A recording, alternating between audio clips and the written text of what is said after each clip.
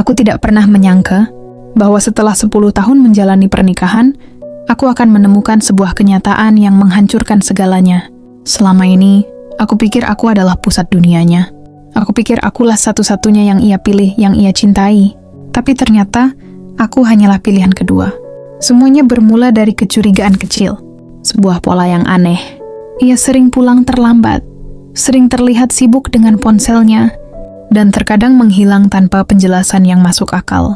Aku mencoba meyakinkan diri bahwa aku hanya terlalu curiga, bahwa semuanya baik-baik saja.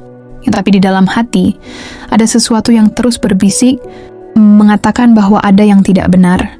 Suatu malam saat ia tertidur lelap, aku melihat ponselnya tergeletak di sampingnya. Jantungku berdebar kencang. Aku tahu ini salah, tapi aku juga tahu bahwa aku harus tahu kebenarannya. Dengan tangan gemetar, aku membukanya. Dan di sanalah semuanya terbongkar. Pesan-pesan yang manis, percakapan yang penuh kasih sayang, kenangan yang mereka bangun bersama. Seseorang yang selama ini ada di dalam hidupnya, tanpa aku sadari. Seseorang yang ternyata telah ada lebih lama dari yang aku kira. Aku membaca setiap pesan dengan perasaan yang hancur. Aku mencoba mencari tahu siapa dia. Dan saat aku menemukan jawabannya, tubuhku seketika melemas. Ia bukan hanya sekadar orang lain, ia adalah seseorang dari masa lalunya. Seseorang yang tidak pernah benar-benar ia tinggalkan. 10 tahun. Aku telah hidup dalam kebohongan selama 10 tahun. Aku mencoba mengingat semua kenangan yang kami lalui bersama. Semua tawa, semua air mata, semua perjuangan yang kujalani untuknya, untuk keluarga ini.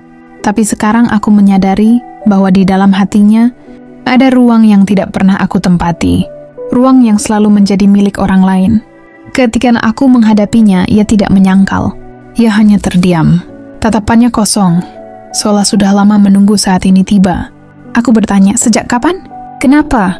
Apa aku tidak cukup? Dan jawabannya menusuk lebih dalam dari yang aku bayangkan. Aku memang mencintaimu, tapi dia selalu ada di pikiranku. Saat itu aku sadar, aku bukanlah satu-satunya. Aku bukan yang pertama. Aku bukan yang utama. Aku hanyalah seseorang yang ada di sampingnya, bukan seseorang yang ada di dalam hatinya.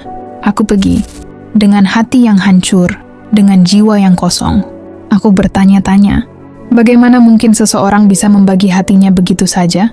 Bagaimana mungkin aku bisa menjalani 10 tahun bersama seseorang yang hatinya tidak pernah benar-benar menjadi milikku? Dan yang lebih menyakitkan, aku bertanya pada diriku sendiri, selama ini aku mencintai siapa? Aku mencoba mengingat bagaimana kami bertemu, bagaimana ia dulu menatapku, seolah aku adalah satu-satunya wanita di dunia ini. Aku mencoba mengingat bagaimana ia dulu memegang tanganku dengan hangat, bagaimana ia dulu mengatakan bahwa aku adalah segalanya baginya. Apakah semua itu kebohongan? Atau apakah ia benar-benar mencintaiku, hanya saja tidak pernah bisa melupakan orang lain? Aku mulai menyadari tanda-tanda yang selama ini aku abaikan. Cara ia terkadang menatap kosong saat aku berbicara. Cara ia sering menghindari pembicaraan tentang masa depan. Cara ia terlihat terlalu dalam berpikir, seolah hatinya ada di tempat lain. Aku selalu berpikir bahwa itu hanya kelelahan, hanya tekanan pekerjaan. Tapi ternyata, itu adalah rindu. Rindu yang bukan untukku. Aku merasa seperti bayangan dalam hidupnya. Seseorang yang ada, tapi tidak pernah benar-benar berarti. Aku berpikir tentang semua pengorbanan yang telah aku lakukan, semua waktu yang aku curahkan, semua impian yang aku relakan demi membangun kehidupan bersamanya. Namun pada akhirnya, semua itu tidak cukup.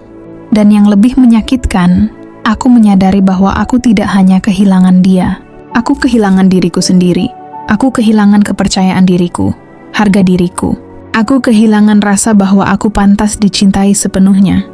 Saat aku berjalan keluar dari rumah yang selama ini aku anggap sebagai tempat teraman, aku merasa kosong. Aku merasa seperti seseorang yang baru saja kehilangan segalanya. Tapi di dalam kehancuran itu, ada satu hal yang aku sadari. Aku tidak akan lagi menjadi pilihan kedua. Aku berjanji pada diriku sendiri, aku akan menemukan seseorang yang benar-benar mencintaiku. Seseorang yang tidak harus memilih antara aku dan orang lain. Dan jika orang itu tidak ada, maka aku akan belajar mencintai diriku sendiri. Karena aku pantas mendapatkan lebih.